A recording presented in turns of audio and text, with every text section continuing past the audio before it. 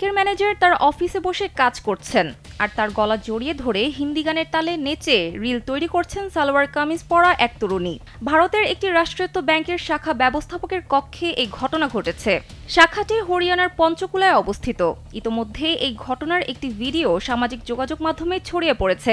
ভিডিওতে দেখা যায় এক তরুণী ব্যাংকের ভেতরে ম্যানেজারের রুমে ঢুকে রিল ভিডিও তৈরি করছেন। ম্যানেজার তার ডেস্কে বসে কাজ করছেন। তরুণীকে ম্যানেজারের কাঁধে হাত রেখে গানের সুরে ঠোঁট মেলাতে দেখা যায়, তবে ওই তরুণীর পরিচয় জানা যায়নি। স্যান্ডেলিনা সো, রূপচর্চায় আভিজাত্য।